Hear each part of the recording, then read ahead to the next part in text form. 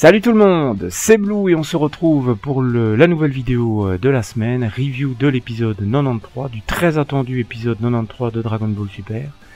Et voilà, comme d'hab, je vous donne mon ressenti par rapport à cet épisode-là et je vous dis que, avant même de commencer à rentrer dans le vif du sujet, que cet épisode-là m'a vraiment plu. M'a vraiment plu. Alors il y a plein d'épisodes qui m'ont plu.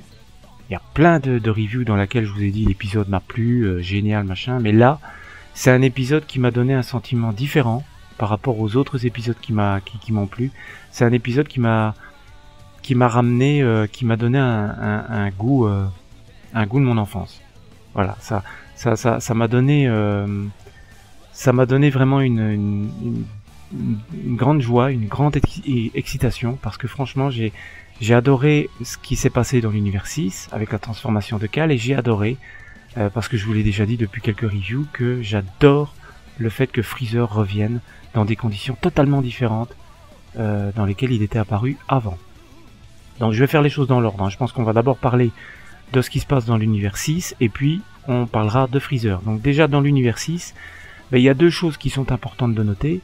On va surtout parler de Caulifla et de Cal, évidemment, parce que dans cet épisode-là, c'est la première transformation de Cal. Pour la première fois, elle se transforme en Super Saiyan légendaire, et là je crois qu'on peut dire Super Saiyan légendaire, même si on ne nous dit pas clairement qu'il s'agit de Super Saiyan légendaire. Donc je vais garder encore des pincettes, mais pour moi, je crois que c'est ça, hein. Parce que voilà, c'est un hommage à Broly. Mais je pense que c'est plus qu'un hommage. Je pense que là, il s'agit bien du Super Saiyan légendaire. On peut pas dire qu'il s'agit du Super Saiyan. C'est pas le Super Saiyan. D'ailleurs, ils le disent dans l'épisode, c'est différent. C'est pas le Super Saiyan tel que Caulifla peut le montrer. Voilà. Elle se transforme. Bon, d'abord, il y a ce petit essai un petit peu, parce que je reviens sur ce que je n'ai pas parlé la semaine passée, c'est-à-dire ce moyen qu'a Kiabe. Et il apprend à Caulifla de cette manière à se transformer en Super Saiyan, c'est-à-dire de concentrer son énergie dans son dos, de ressentir des fourmillements et voilà, et se transformer en Super Saiyan. C'est débile. C'est vrai que je rejoins pas mal de personnes sur ce sujet. C'est assez débile, c'est un raccourci assez rapide, alors que normalement l'élément déclencheur d'une telle transformation dans Dragon Ball Z, on nous montrait que ce soit pour le Super Saiyan ou pour le Super Saiyan 2, la toute première transformation, la toute première fois qu'on les voit, qu'est-ce qui fait qu'ils deviennent ce Super Saiyan 2? C'est la colère. C'est la colère, c'est la tristesse, c'est le désespoir, c'est un truc qui rend dingue et qui fait qu'ils laisse déchaîner leur pouvoir. Ici, c'est assez enfantin. Ici, je n'adhère pas vraiment à l'idée, mais en même temps, je m'en fous, parce que j'avais pas envie qu'on nous explique encore pendant 4-5 épisodes comment devenir Super Saiyan. Donc, à la limite, ça va vite et ça me dérange pas. Voilà. Même si j'adhère pas forcément à l'idée. Donc voilà, Cal, elle n'arrive pas à se transformer en Super Saiyan, évidemment, mais à un moment donné, voilà, elle va laisser échapper sa colère et se transformer en Super Saiyan légendaire. Alors c'est comme Broly, hein. C'est comme Broly, il n'y a pas de changement par rapport à ça. Par rapport aux plans qui nous sont montrés de Cal, on peut voir que ce sont des plans qui ressemblent très fort à ceux qu'on voyait dans le AV de Broly, hein. C'est vraiment un hommage, hein. C'est vraiment un hommage, un clin d'œil à Broly. Et c'est exactement comme lui, hein. C'est-à-dire que c'est une rage indescriptible, une rage incontrôlable, qui fait qu'elle ne sait plus du tout ce qu'elle fait, et elle tente de tuer, et je reviendrai dans quelques secondes sur ce mot, tuer. Elle tente de tuer Kiabe, et il faudra l'intervention de Caulifla, qui va se transformer en Super Saiyan 2, carrément, pour l'arrêter. Et elle agit un petit peu, dans cet épisode-là, on voit qu'elle agit un petit peu comme... comment dire, elle agit un petit peu comme élément calmant pour Cal, et ça peut servir éventuellement, s'il y a participation ou s'il y a participation de Cal pour le tournoi, ça peut servir, Caulifla pardon peut servir comme élément calmant pour apaisant, pour l'aider à maîtriser sa force. C'est ce qui se passe dans cet épisode-là, en tout cas. On nous dit que Cal sera en fait la sœur de Caulifla, et là encore je garde quelques petites pincettes parce que moi je me base sur la VO sous-titrée de la Mystic Z Team, qui nous dit dans la traduction apparemment Cal dit à un moment donné sœur Caulifla. Est-ce que c'est juste une appellation comme ça, ou alors est-ce qu'il s'agit bien de sa sœur? Je sais pas, mais voilà, ce serait tout à fait plausible que ce soit sa sœur. Caulifla parle plus de protéger et pas de sœur, mais Cal parle de sœur. Donc voilà. Donc Caulifla servirait d'élément apaisant, d'élément qui puisse permettre à Cal de maîtriser son pouvoir, parce qu'apparemment elle le maîtrise pas du tout. Alors j'en reviens à ce que je disais il y a quelques secondes par rapport au mot tuer.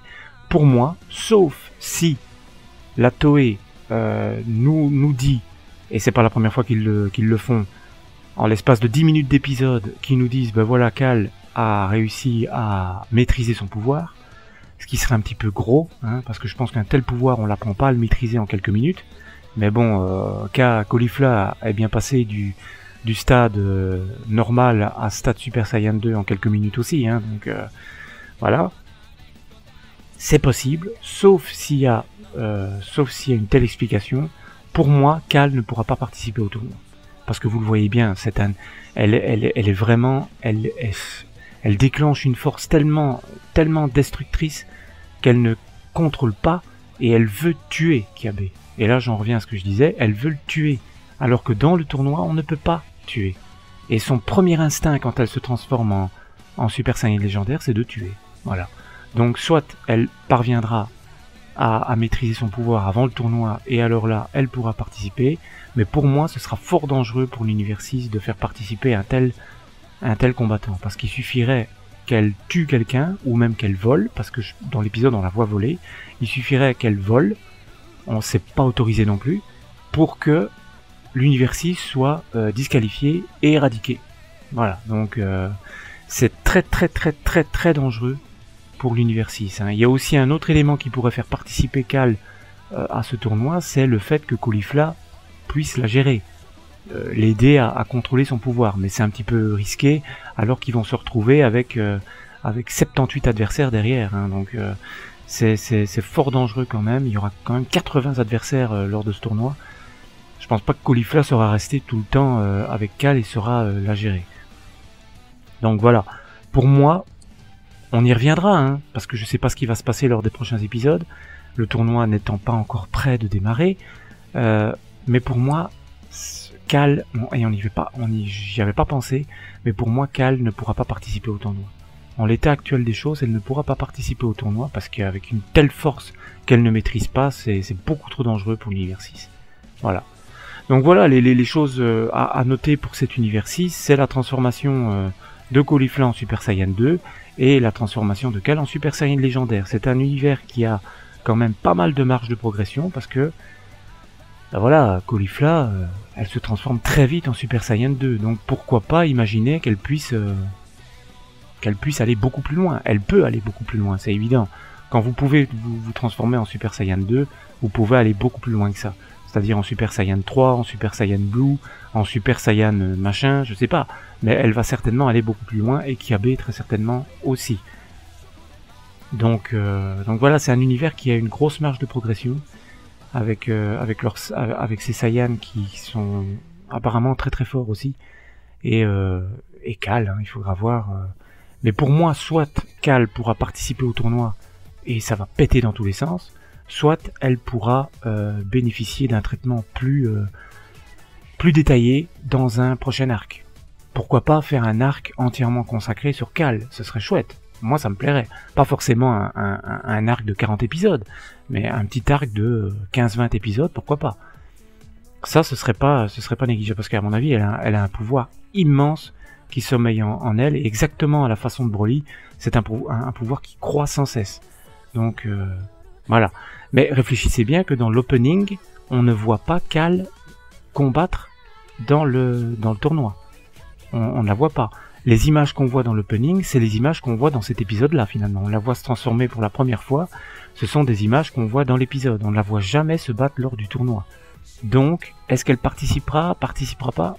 La question peut se poser, parce qu'on ne voit pas d'éléments qui puissent nous dire qu'elle va participer au tournoi. Pour moi, si elle n'apprend pas à maîtriser son pouvoir, elle n'a pas du tout intérêt à participer. Sinon, c'est déjà foutu pour l'univers 6. Voilà. Donc ça, déjà, l'univers 6, j'ai beaucoup aimé, hein, puisque vous le savez, je suis fan du personnage de Cal, et j'espère en tout cas qu'on la montrera beaucoup plus lors du tournoi ou après. Et Caulifla aussi, elle a une immense marge de progression, ce qui met vraiment en avant les femmes dans cet arc-là. Les filles sont vraiment mises en avant, et ça je trouve que c'est vraiment sympa, parce que ça n'avait jamais été vraiment montré jusqu'à présent dans Dragon Ball. Et voilà, le fait de les mettre en avant, je trouve que c'est vraiment une bonne chose, et ça peut permettre d'apporter des choses différentes et une dynamique différente. Alors, qu'est-ce qu'on peut voir également dans cet épisode-là? Évidemment, c'est Freezer, hein. Freezer va être recruté suite à la défection de Boubou. Alors Son Goku va le voir aux enfers. Alors, chose que moi j'ai adoré dans cet épisode-là, c'est la représentation de l'endroit où se trouve Freezer, avec la musique de fond. Je sais pas si ça vous a accroché, mais moi j'ai adoré. J'ai trouvé ça super, et on apprend en fait que Freezer ne se repent pas. Et c'est pour ça qu'il reste enfermé dans cet endroit entre l'enfer et le paradis en fait. C'est un entre-deux. C'est un endroit à part où se mettent les âmes impures qui refusent de se repentir. Et si vous remarquez bien, il n'y a que Freezer dans cet endroit-là, donc pour le moment il n'y aurait que lui. Donc voilà, c'est un endroit à la fois apaisant et à la fois terriblement démoniaque quand Freezer est libéré par Son Goku pour lui expliquer ce qu'il attend de lui.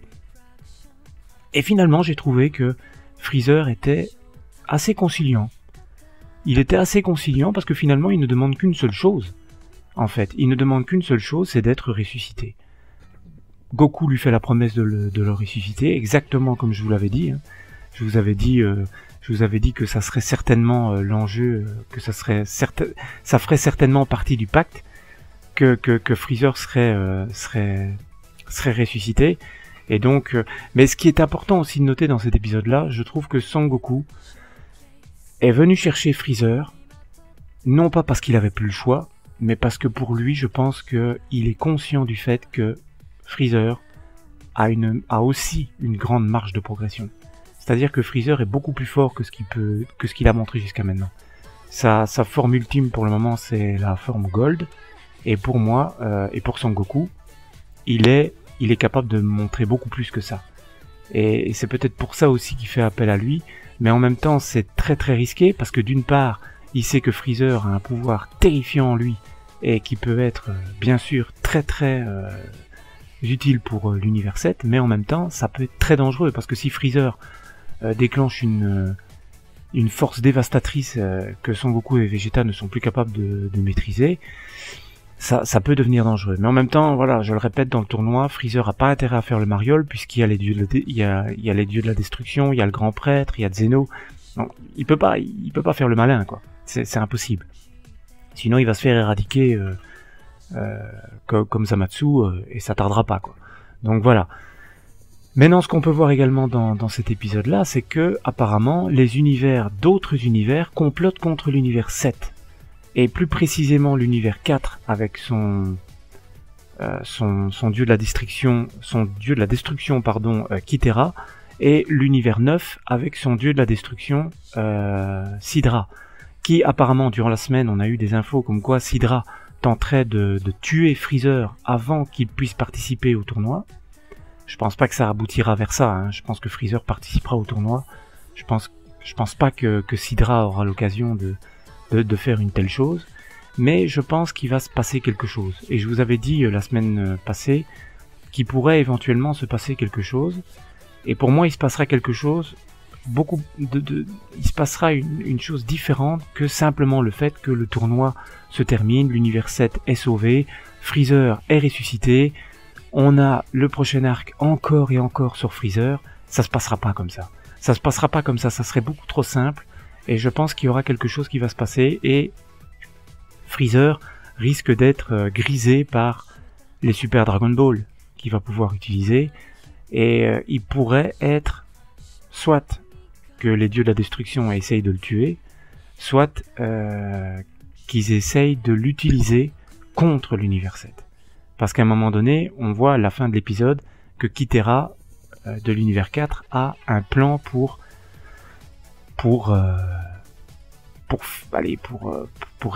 éradiquer l'univers 7. Et ce plan, ça pourrait tout simplement être Freezer. Ça pourrait tout simplement... Freezer pourrait être l'élément qui pourrait jouer contre l'univers 7. Et peut-être que les dieux de la destruction vont se servir de ça, puisqu'apparemment ils le connaissent. Ce n'est pas leur univers, mais ils le connaissent. Puisqu'ils l'appellent l'empereur du mal, le roi du mal. Donc voilà, ils sont au courant de qui il est. Ils sont au courant du fait que c'est le mal incarné qui n'a absolument pas prévu de se repentir.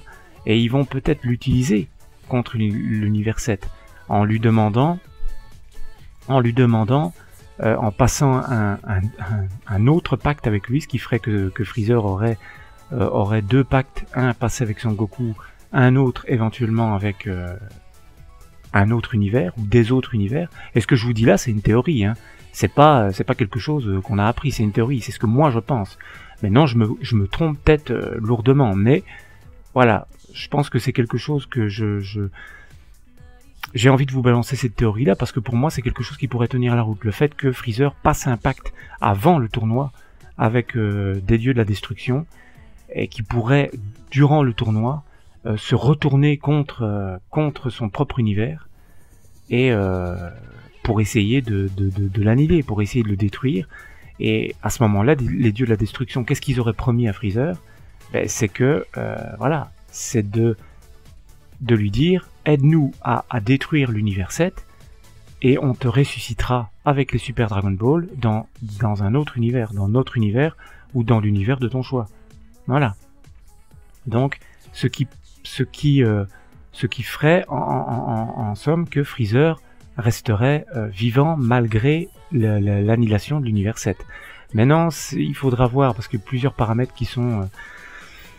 l'univers 4 et l'univers 9 apparemment ont beaucoup de mal à regrouper leurs combattants. Donc, est-ce que finalement ces univers-là arriveront à avoir leurs combattants pour le tournoi? C'est vraiment pas sûr, hein. On a pu voir il y a 1 ou 2 épisodes de ça que l'univers 9 avait beaucoup de mal à obtenir ses combattants. À part la bande de loups, ils n'ont personne. Il manque encore beaucoup de combattants pour faire ce tournoi. Donc il n'est pas impossible que finalement ils soient disqualifiés avant même le début du tournoi. Donc c'est pour ça qu'en désespoir de cause, ils vont tenter quelque chose contre l'univers 7. Ça, il faudra voir comment est-ce que ça va se passer. Et puis il y a aussi le fait que, est-ce que Freezer acceptera une telle alliance, acceptera une telle chose sans finalement prendre sa revanche sur Son Goku? Et est-ce qu'il acceptera finalement de détruire définitivement Son Goku? De se dire, voilà, je l'annihile une bonne fois pour toutes, et je ne le reverrai plus. Parce que finalement, Son Goku, Freezer a un peu besoin de Son Goku. C'est ce qui l'aide à devenir plus fort. C'est un petit peu... c'est un petit peu sa motivation, Son Goku. Il a envie de le tuer, mais est-ce qu'il a réellement envie de le tuer? Je suis même pas sûr que finalement Freezer ait envie de voir Son Goku disparaître à jamais. Je ne crois pas que Freezer ait envie de voir Son Goku disparaître à jamais, puisque il perdrait la principale motivation qu'il a de devenir plus fort.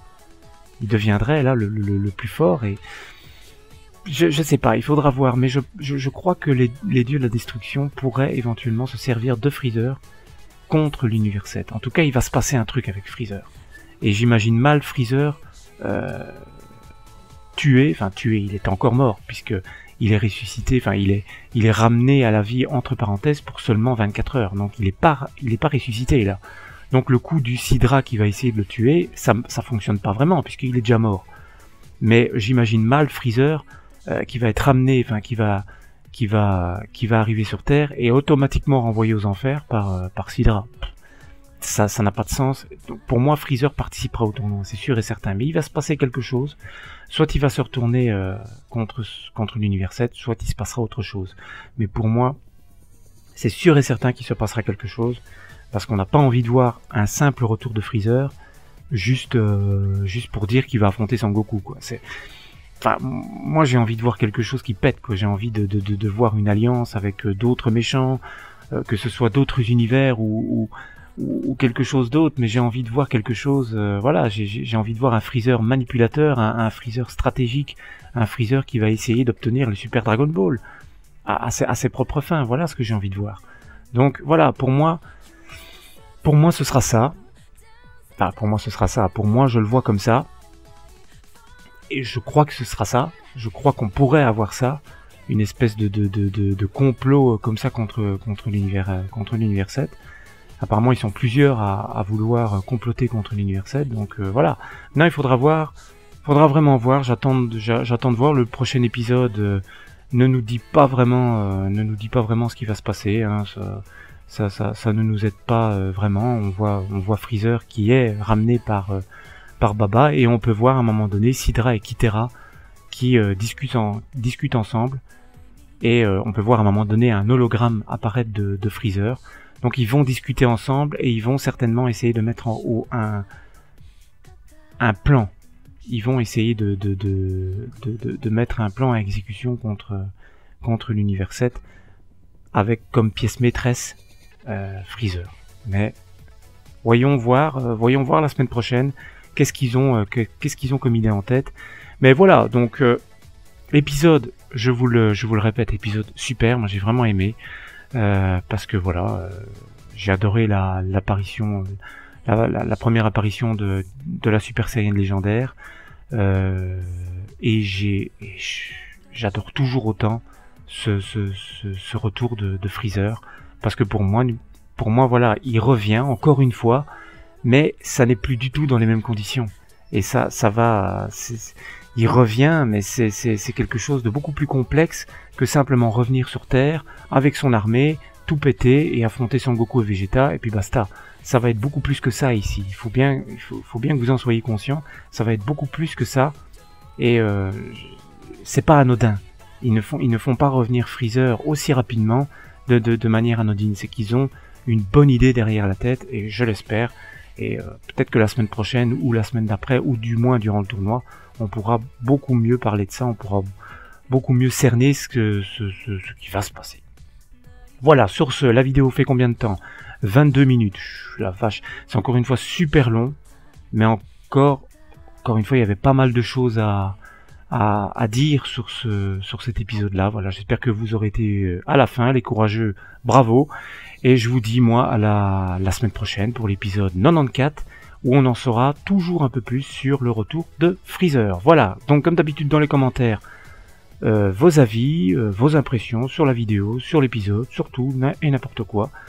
Et donc à la semaine prochaine pour l'épisode 94. Salut tout le monde!